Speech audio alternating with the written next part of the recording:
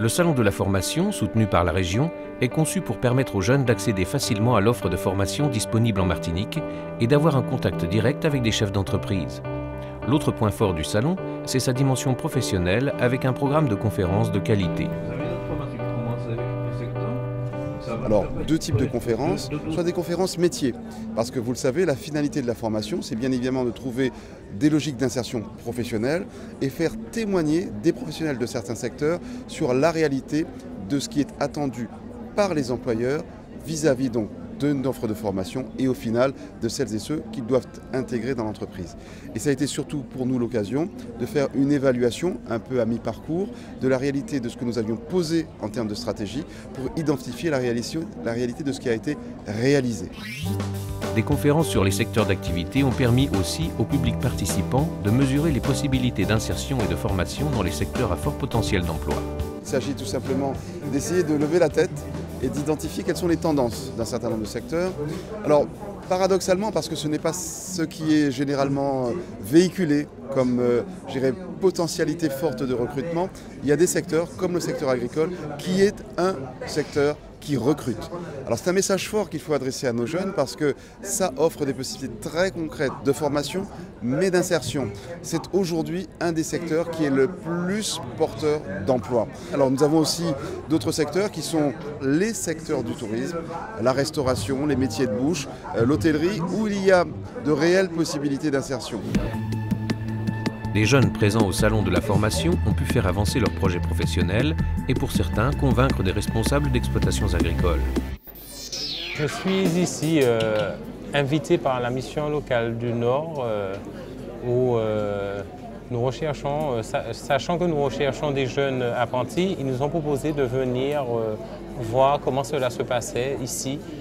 Nous avons reçu des jeunes motivés qui, depuis un moment, recherchent un emploi dans le secteur agricole et cela nous permettra d'étudier leur profil d'ici peu, suite à la rentrée prochaine qui sera en septembre, où nous pensons recruter 2 apprentis.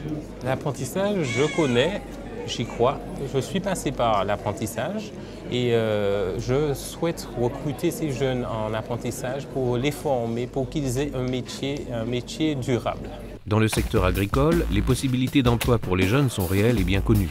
C'est pourquoi les conseillers d'insertion et d'emploi s'activent pour inciter les jeunes à se former au métier de ce secteur. Donc, nous avons une première action, les 1000 clés pour l'apprentissage, où les jeunes, on a présenté toutes les formations des différents CFA de Martinique et nous avons eu un focus spécifique sur l'agriculture, de façon à motiver les jeunes, parce qu'on sait que dans le secteur de l'agriculture, il y a des métiers en tension, donc sensibiliser les jeunes. Donc nous avons mis en place un séjour agricole pédagogique. Donc l'objectif, c'est surtout d'amener les jeunes à la rentrée 2012 à intégrer le CFA.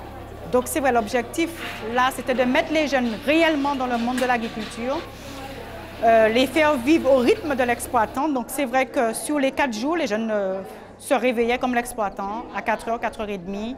Ils n'étaient pas spectateurs là, de l'action, ils étaient vraiment acteurs. Après une première immersion dans le secteur agricole, nous retrouvons des jeunes motivés, décidés à concrétiser leur parcours de formation dans l'agriculture.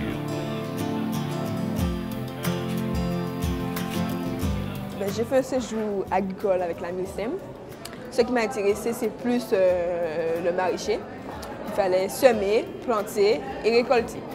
Aujourd'hui, je souhaite travailler dans l'agriculture. C'est un secteur qui me plaît beaucoup. Même si c'est à Grand-Rivière, par exemple, qu'il faut monter, même si j'habite à Joseph, je le ferai. Parce que ça me plaît et je suis motivée. Mon passage avec M. Elisabeth m'a permis de découvrir beaucoup de choses au niveau de l'agriculture. Ce qui m'a intéressé, c'est l'élevage. Plus l'élevage, qui veut dire prendre soin des caprins, les chenilles, les piquets. J'ai découvert l'agriculture et je souhaite de m'intégrer dans l'agriculture. Ce vécu et cette expérience réussie dans le monde agricole peuvent susciter des vocations pour de nombreux jeunes à la recherche d'orientation et de formation professionnelle. Pouvoir faire 5 jeunes déjà intégrer le CFA, pour nous, c'est beaucoup. Et nous, on se dit que l'expérience de ces jeunes, dans le cadre du séjour pédagogique, va permettre de sensibiliser les autres jeunes.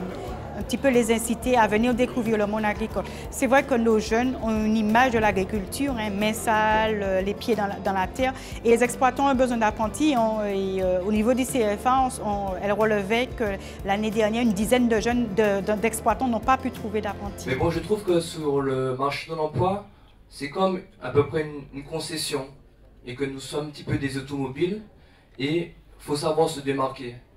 Le Salon de la formation est un carrefour de rencontres et d'opportunités professionnelles pour les jeunes en quête d'un premier contrat et pour les employeurs à la recherche du bon profil. Ce qui fonde la dimension politique en matière de formation professionnelle, ce n'est pas la formation en soi, c'est réellement la finalité de pouvoir offrir aux employeurs des personnes qui ont les profils attendus par rapport à leur perspective métier. La stratégie régionale de formation professionnelle tient compte des évolutions et mutations qui interviennent dans les secteurs d'activité. Elle s'inscrit dans cette démarche pour mettre en adéquation l'offre de formation et les besoins en compétences des entreprises.